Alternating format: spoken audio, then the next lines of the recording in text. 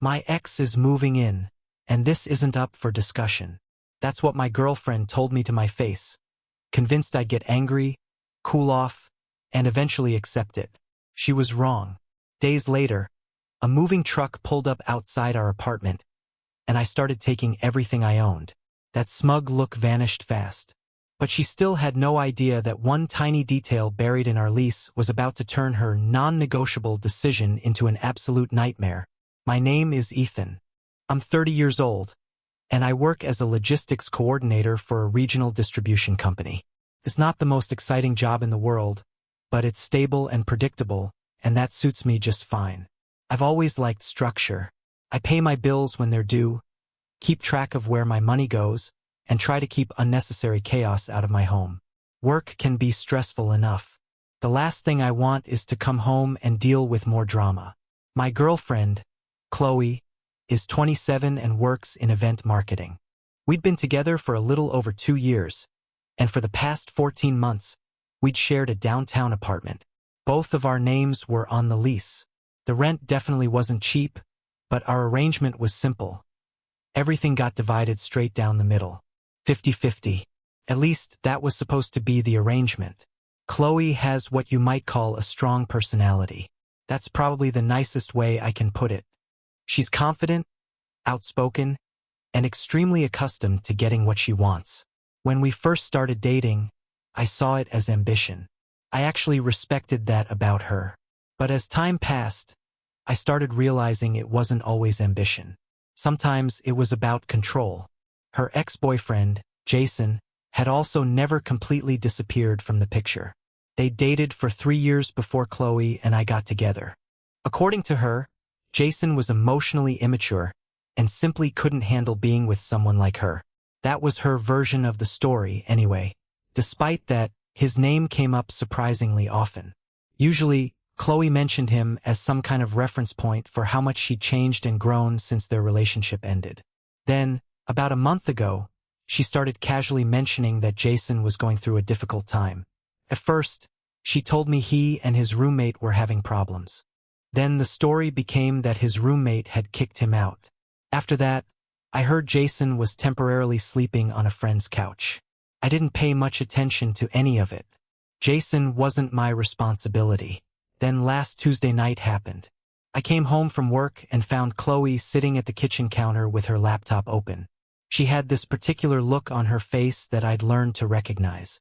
It was the expression she wore when she'd already made a decision and was about to inform me about it.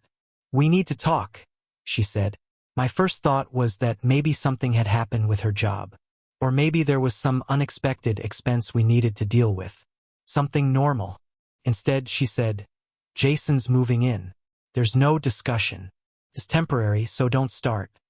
For a second, I honestly thought she was messing with me. I laughed. Then I saw her face and realized she was completely serious. She explained that Jason would stay in our spare bedroom. According to her, it would only be for a couple of weeks. Then she told me I should be mature enough to understand that decent people help someone when they're going through a crisis.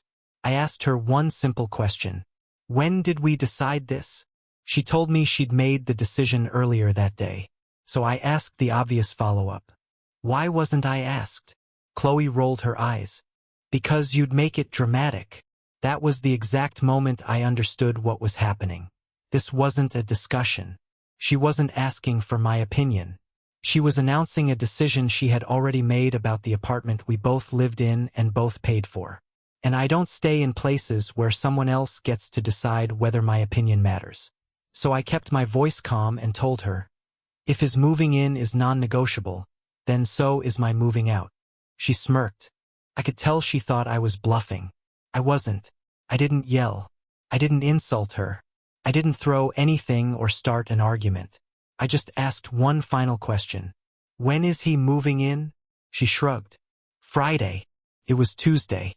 That meant she had already promised him the room before saying a single word to me. Apparently, she'd even told Jason that I would understand. Because, according to her, I'm reasonable. There was that word again. Reasonable. Except I was starting to realize that when Chloe called me reasonable, what she actually meant was compliant. I asked whether she'd bothered telling Jason that both of our names were on the lease. She dismissed the question with a wave of her hand. It's fine. The landlord loves me. Don't make it complicated. And that was when everything became crystal clear. This wasn't really about helping somebody who was struggling. It was about control. Chloe had made a major decision about our shared home without consulting me, and then expected me to accept it afterward. So I simply said, "Okay." That caught her off guard. She blinked at me, then I continued. "If he's moving in Friday, I'll be gone by Thursday night." She rolled her eyes again and laughed. "You're being dramatic." "No," I told her. "I'm being consistent. You said there's no discussion." I paused. "I agree." She still didn't believe me. Chloe turned back toward her laptop like the whole issue had been resolved. The following morning, I called our leasing office. I asked them exactly what I'd need to do to remove myself from a joint lease. As it turned out, both tenants would have to sign a release. After that, whoever remained in the apartment would need to qualify for the lease alone or have another financially qualified applicant added to the lease. That was useful information. I didn't mention it to Chloe yet. Instead, I reserved a small moving truck for Thursday evening. Non-refundable. Then I called a friend of mine who had a spare bedroom and asked whether I could stay with him for a few weeks while I figured out my next move. He immediately said yes. By Wednesday night, I had packed most of my belongings from the spare bedroom into boxes. It was funny how quickly that room stopped feeling like part of our home once I knew Chloe had already promised it to someone else. Eventually, she noticed all the boxes. "What are you doing?" I gave her the obvious answer. "Exactly what I told you I was going to do." She scoffed. "You're seriously leaving over this?" "No. I'm leaving because you told me I don't get a say in where I live." That's when she tried to turn the situation around on me. "So you're punishing me for helping someone?" I told her she was free to help her ex if that was what she wanted. That was her decision. But I wasn't going to live in the same apartment with him. Then she snapped and accused me of being insecure. Maybe I was. But at least I wasn't going to be homeless and insecure at the same time. By Thursday afternoon, Chloe seemed more irritated than genuinely upset. She still believed this was temporary anger and that eventually I'd calm down and forget about leaving. Then 6 o'clock came. The moving truck pulled up outside our building. That was the moment she finally understood I wasn't negotiating. Chloe was standing near the window when she spotted the truck. I watched her expression change almost instantly. The irritation disappeared. Now she just looked confused. "You actually rented a truck?" "Yes." "For what?" "To move my life." She followed me downstairs, still behaving like I was putting on some ridiculous performance just to prove a point. The driver handed me the keys. I signed the paperwork and started carrying boxes out of the apartment. That was when Chloe changed strategies. "Ethan, stop. This is insane. He's literally just staying in the spare room." I didn't answer immediately. Instead, I picked up my desk chair and carried it downstairs. That was when she finally said something that revealed what was really bothering her. "You're embarrassing me." I found that interesting. She didn't say, "You're hurting me." She didn't say, "Please don't leave." She said I was embarrassing her. And then it clicked. She'd already told Jason I was completely fine with him moving in. She had probably painted me as the understanding, supportive boyfriend who was mature enough to welcome her ex into our home. Now my moving truck was ruining that version of the story. While I continued loading my things, Chloe called Jason. From inside the apartment, I could hear her pacing around while speaking to him in a low, irritated voice, trying to explain what was happening. By my third trip downstairs, she came outside again. "He doesn't have anywhere else to go," she said. "You're making this way harder than it needs to be." I stayed calm. "I'm not stopping you from helping him. I'm removing myself from a situation I never agreed to." She folded her arms. "You're overreacting.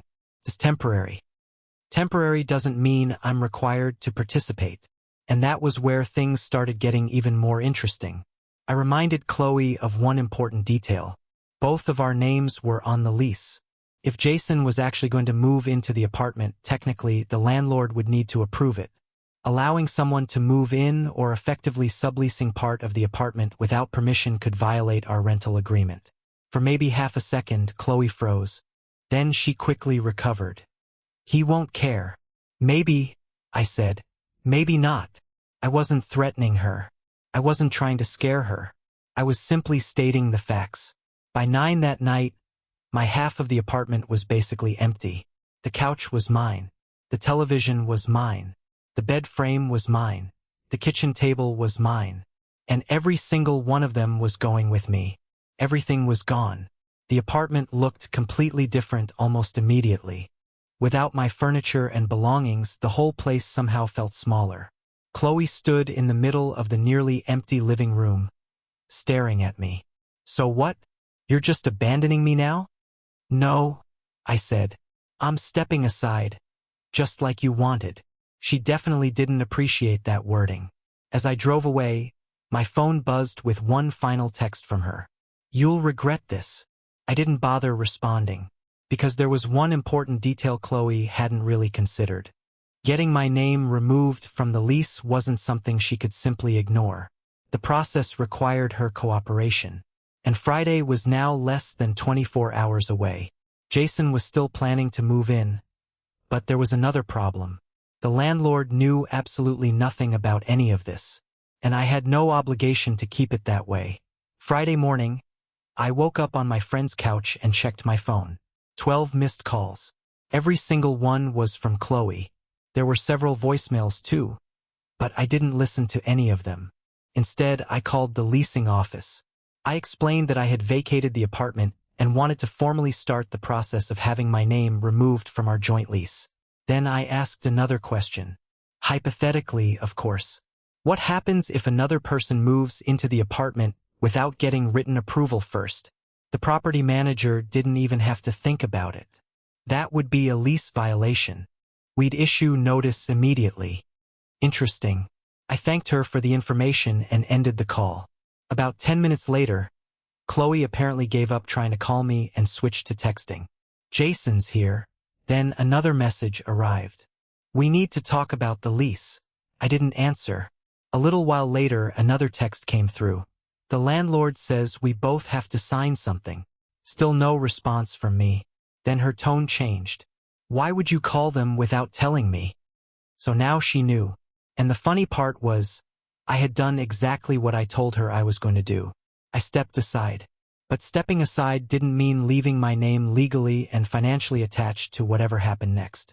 That afternoon, I sent Chloe one straightforward message. I'm removing myself from the lease. I'm not going to be financially responsible for a third occupant I never agreed to. I'll sign the release once you qualify for the apartment alone or add him legally. Then I blocked her number and social media. Anything involving the lease could go through the leasing office or email. There was no reason for Chloe and me to keep arguing about it directly. I simply wanted clarity. If Chloe wanted to make non-negotiable decisions, she was free to live with those decisions without getting constant commentary from me. About an hour later, Jason called from a number I didn't recognize. Blocked. A little later, another unfamiliar number tried calling. Blocked again. I had no interest in participating in a 3-person argument over an apartment I didn't even live in anymore. By Saturday morning, mutual friends started messaging me. Apparently, there was a problem. Jason couldn't qualify under the building's standard requirements because his credit wasn't particularly good. Chloe had another issue. Her income by itself didn't satisfy the building's required income-to-rent ratio unless she had a cosigner. That left the landlord giving them 2 choices. Either submit the proper updated paperwork and get everything approved legally, or risk having the lease terminated. I had already formally requested to be removed from the lease. I wasn't off it yet. That still depended on Chloe completing the required paperwork and management approving the new arrangement, but at least the process was now documented and in motion. At one point, Chloe left a long message with one of our mutual friends and asked him to pass it along to me. According to him, she said I was deliberately sabotaging her. She called me petty. She also said that real partners don't run away the moment something becomes uncomfortable. I asked him to send her exactly one sentence in response. Real partners don't move their ex into the apartment without a discussion. After that, I didn't hear anything directly from her. But I did hear something interesting about Jason. Apparently, he wasn't exactly thrilled when he learned about all the paperwork involved. From what I gathered, Jason thought he was simply going to crash in the spare room for a couple of weeks. Turns out, the phrase non-negotiable feels a little different when there's an actual lease agreement sitting in front of you waiting for signatures. And for the first time since Tuesday night, Chloe wasn't controlling what happened next. She was reacting to it, and I wasn't even in the room anymore. By Monday, all the pressure had shifted onto her. I still wasn't communicating with Chloe directly because she remained blocked everywhere, but mutual friends kept giving me updates whether I asked for them or not. Jason had officially moved in Friday night. He had a mattress on the floor of the spare bedroom and 2 duffel bags with him. Apparently, he showed up with a whole lot of enthusiasm about fresh starts. I think he expected everything to be calm and simple. Instead, he walked straight into an email about lease compliance. The landlord had formally requested updated documentation for the new occupant within 72 hours. If they failed to provide it, management would begin reviewing the lease. That was basically corporate language for, "You're on very thin ice." At first, Chloe tried to downplay the whole thing. She told Jason I had overreacted and intentionally made everything more complicated than necessary. According to her, it was just paperwork. But paperwork comes with numbers. And numbers don't care about anyone's attitude. Chloe either needed to qualify for the apartment by herself or have Jason officially added to the lease. Adding him meant a credit check, proof of income, and an application fee. Jason wasn't thrilled when he learned that. From what I heard, he still thought he'd only be staying there for a few weeks. He definitely hadn't expected to sign himself into a year-long financial commitment, which meant Chloe and Jason had their first serious argument less than 48 hours after they started living together. Funny how quickly that crisis bonding energy disappears when credit checks and lease agreements enter the picture. Around the middle of the week, I received an email directly from the property manager, not from Chloe. Management informed me that Chloe had submitted the necessary documents to remove me from the lease while keeping the apartment with an additional applicant, pending approval. In other words, she now needed me officially gone so she could stabilize her own situation. I digitally signed the release that same day. No delay, no argument, no extra commentary. Done. Final. Apparently, that surprised Chloe more than anything else I'd done. She had expected me to drag the process out. Maybe she thought I'd use my signature as leverage. Maybe she expected another negotiation. Instead, I did exactly what I'd promised from the beginning. I stepped aside. But there was another detail she apparently hadn't thought through. Once my name came off the lease, there was still the issue of the security deposit.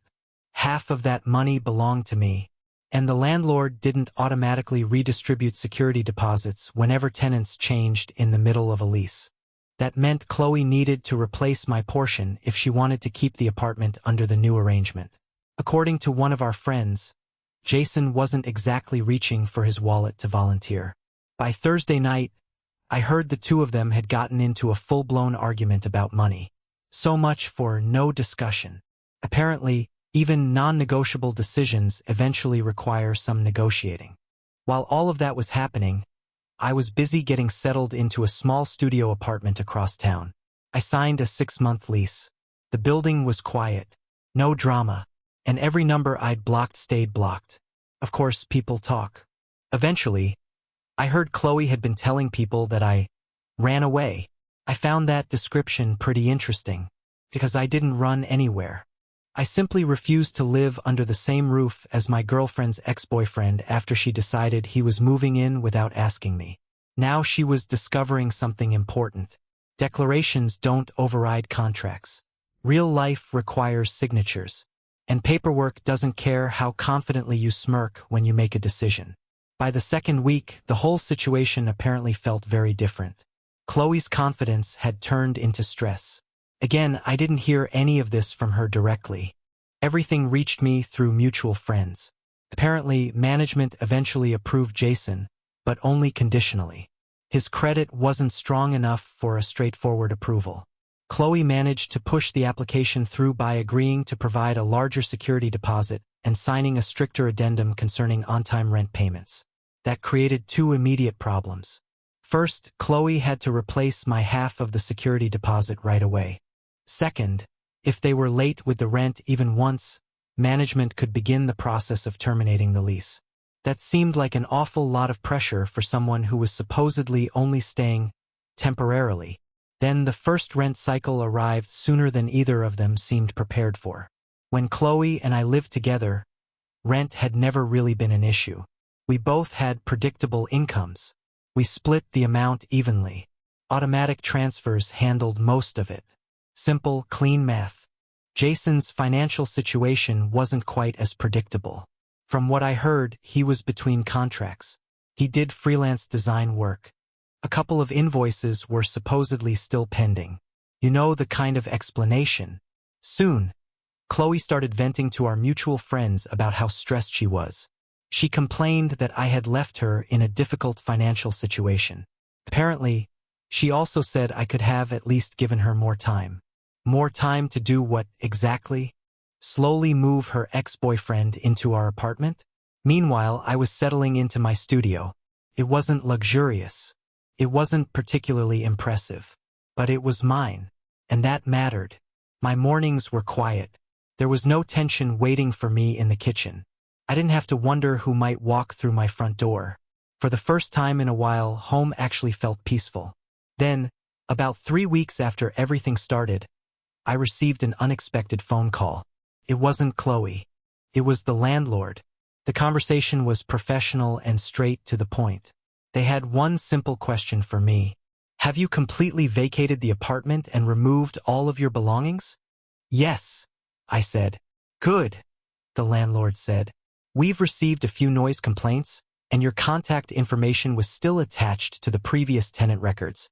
I just wanted to confirm that you had fully vacated before the new arrangement took effect. Noise complaints. That caught my attention. Apparently, Jason had started inviting friends over. There were late nights, loud music, people smoking out on the balcony. And this building had always been strict about that kind of thing. The irony wasn't lost on me. Chloe used to get irritated whenever the neighbors upstairs made too much noise after 10 at night. Now she was the one receiving written warnings. But that wasn't even the biggest problem. That month, their rent was 2 days late. Just 2 days. Normally, that might not have been a disaster. But under the stricter addendum Chloe had agreed to, those 2 days were enough to trigger a formal notice. According to one of our friends, Chloe was furious. She complained that the landlord was being unreasonable. Then, somehow, she decided this was my fault too. Apparently, I had set her up to fail. Except I hadn't done anything to her. I simply removed myself from a living situation I never agreed to. Everything that happened afterward was reality doing the rest. By the end of that month, I heard Jason was already talking about how he needed space. He said everything was becoming too stressful. Apparently, living together was also starting to reveal some compatibility issues. Compatibility issues. They had been living together for 4 weeks. Funny how a non-negotiable decision can feel empowering right up until the consequences start showing up. And those consequences had Chloe's signature on them, not mine. By the second month, the situation stopped sounding dramatic and started becoming almost predictable. The first thing that changed was Chloe's social media. There were fewer posts about thriving and living your best life. Instead, she started sharing vague quotes about resilience, growth, and how uncomfortable transitions are sometimes necessary. I could pretty much translate that myself. Things weren't going the way she had imagined. From what our mutual friends told me, Jason's period of being between contracts lasted longer than anyone expected. Those freelance invoices he kept talking about didn't clear nearly as quickly as he'd promised. So Chloe ended up covering most of the rent for the second month. That was when their arguments apparently stopped being vague and became very specific. Money has a way of exposing relationship dynamics quickly. In the beginning, Chloe had framed Jason as somebody she was rescuing. That story probably felt good when the situation seemed temporary. Probably even felt romantic in some strange way. She was helping someone in crisis. She was being generous. She was taking control. But that feeling changes pretty quickly when the utility bills show up. Apparently, Chloe started demanding more structure from Jason. They had conversations about budgeting, then his job situation, then timelines for when he would start contributing consistently. Jason didn't appreciate any of that. He had moved in thinking he was getting temporary shelter. He hadn't expected to become financially accountable under a stricter lease agreement.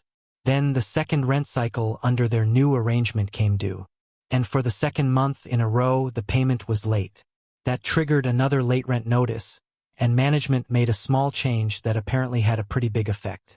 From that point forward, automatic payments had to be enrolled under Chloe's account. No more manually sending the rent. No more promises about transferring the money tomorrow. The payment would simply come directly out of her account. From what I heard, Jason took that personally. He complained that everyone was treating him like some kind of liability, which technically he was. The noise problems didn't disappear either. One Friday afternoon, management posted another warning letter directly on their door. The building had a strict policy. 3 violations could potentially result in termination of the lease. Again, I couldn't help noticing the irony. There's no discussion. Sounds incredibly powerful when you're standing in a kitchen announcing your decision. It sounds a little different when official warnings start getting taped to your front door. Meanwhile, my life was boring. And I mean that in the best possible way. My studio was quiet. I paid my rent early. There were no emergency moves. No surprise financial problems. And definitely no shared kitchen with somebody carrying unresolved history with my girlfriend. Then, about 9 weeks after I moved out, I happened to run into Chloe downtown. Complete coincidence. She looked tired. Not disheveled or anything. Just worn down. Like she'd been carrying too much stress for too long. She tried to act casual when she saw me. "So," she said, "are you happy now?" That question told me pretty much everything I needed to know. She didn't ask whether I was doing okay. She didn't say she missed me. She asked whether I was happy now. Like everything that had happened was part of some elaborate revenge plan I'd created against her. I kept my voice calm. I wasn't trying to win anything. I just wasn't going to live in a situation I never agreed to. She looked at me and said, "Jason and I are working through things." Interesting choice of words. Working through things. Like their relationship had become some ongoing project. I didn't ask her for details.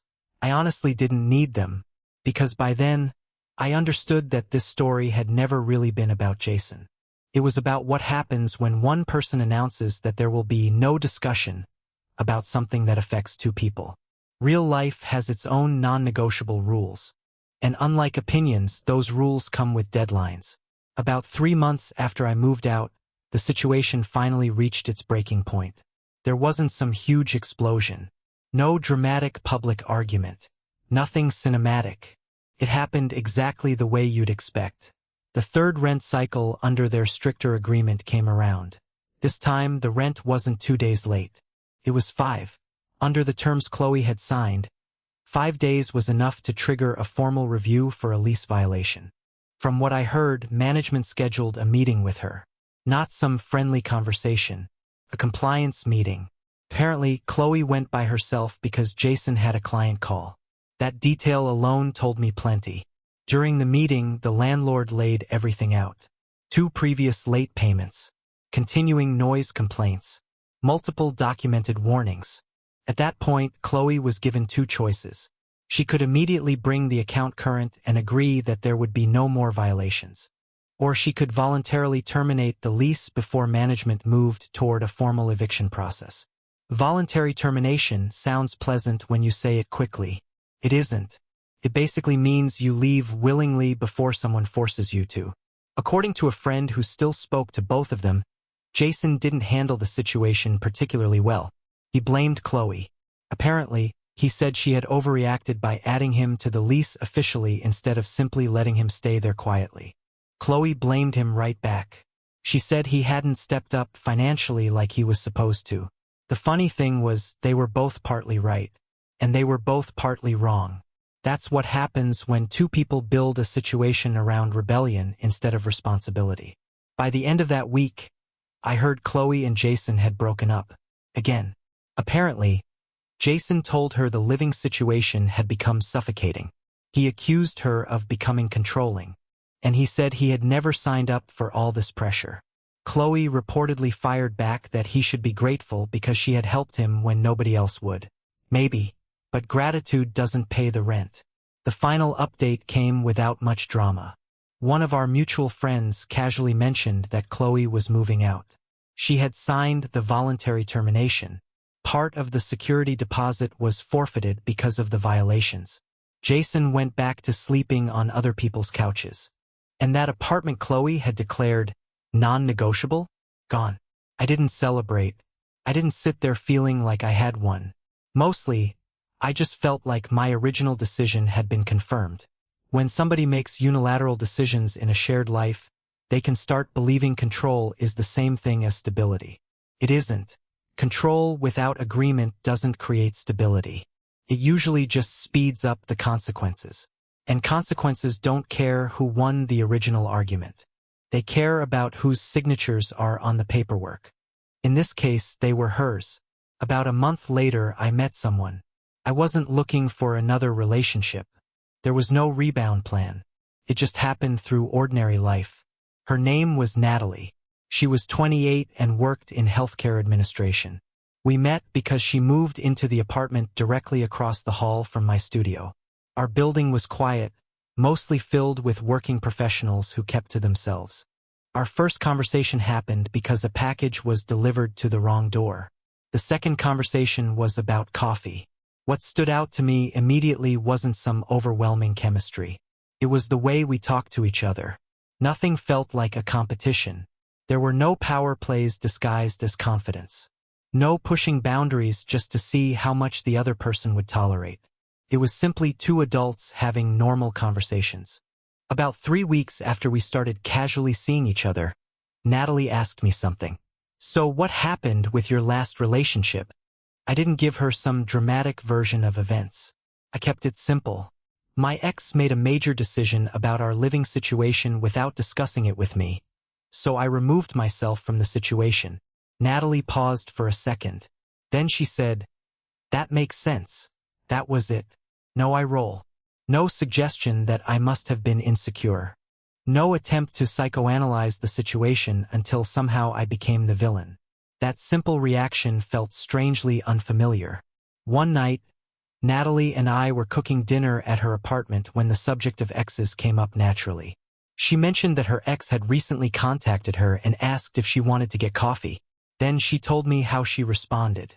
I told him no. It didn't feel respectful to where I am now. She said it like it was the most normal thing in the world. No big speech about being emotionally evolved. No attempt to frame meeting an ex as some sophisticated display of maturity. Just a boundary. Simple. Clear. I hadn't realized how tense I'd become about sharing a living space with someone until that tension was finally gone. One evening, Natalie asked whether I'd ever consider getting a bigger place after my 6-month studio lease ended. And I noticed something immediately. She asked. She didn't announce. She didn't assume. She asked. I told her maybe, but if we ever reached that point, we'd sit down and discuss it properly. She nodded. Of course. That was it. No smirk. No declaration. Nothing non-negotiable. Meanwhile, through mutual friends, I heard Chloe was temporarily staying with someone else. Jason was out of the picture again, and our old apartment had gone back onto the rental market. The thing she once declared non-negotiable had become non-renewable. I didn't hate Chloe, and I never regretted leaving. If anything, the only thing I regretted was that I had briefly considered staying just to prove some kind of point. Because there's a simple truth I learned from all of this. The moment someone tells you there's no discussion about a major decision in a shared life, the discussion is already over. The only decision left is whether you're willing to stay for what comes next. I wasn't. And for the first time in a long time, my home didn't come with unexpected roommates. Just doors that opened when both people agreed to turn the handle. 6 months after I loaded my belongings into that moving truck, Everything had finally settled down. Natalie and I didn't rush anything. There were no dramatic declarations. No sudden decisions to combine our entire lives overnight. Instead, there were consistent weekends together. Shared groceries. Quiet conversations about work. Occasional discussions about what we both wanted in the future. When the time came to decide whether I would renew my studio lease, Natalie brought up the subject again. "What are you thinking?" That was all she asked. No assumptions. No pressure. Just a question. So we sat down together at her kitchen table and actually talked about it. We discussed our budget, where we wanted to live, what our commutes would look like, how much privacy each of us needed, what we expected from each other. The whole conversation took about 45 minutes. Nobody rolled their eyes. Nobody announced that something was non-negotiable. And by the end of that conversation, we decided to rent a new apartment together. Something bigger. Neutral territory for both of us. Both names went on the lease. We agreed clearly on how we would handle finances. Nothing complicated. Just basic adult communication. Meanwhile, Chloe's situation continued exactly the way you'd probably expect. She moved twice within 3 months. First, she stayed in a friend's spare bedroom. Then she found a smaller apartment farther outside downtown. I heard Jason briefly resurfaced at one point.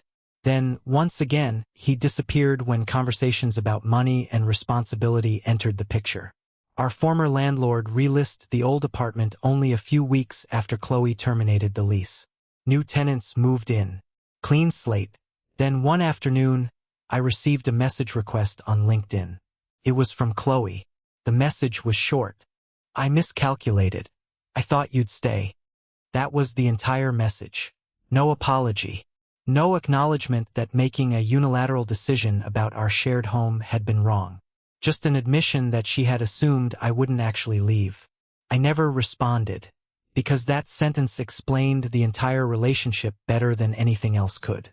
She thought I would stay. She expected me to argue, then adjust, then tolerate it, then negotiate until I eventually gave in.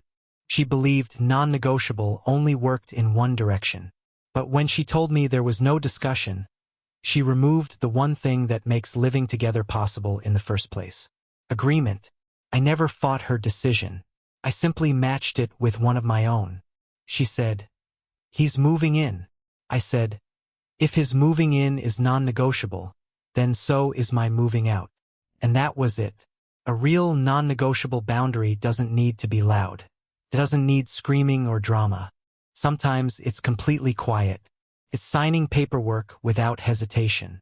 It's returning your keys without giving some dramatic final speech. It's loading your belongings into a truck while somebody watches from the window, still convinced you're bluffing. But I wasn't bluffing. And the funniest part of all? The only thing that was truly non-negotiable in the end was reality. Rent still comes due. Lease agreements still get enforced. People either qualify financially or they don't. And when somebody tells you there's no room for discussion, sometimes the best response is simply to remove yourself from the room. Turns out, reality understands that kind of decision perfectly.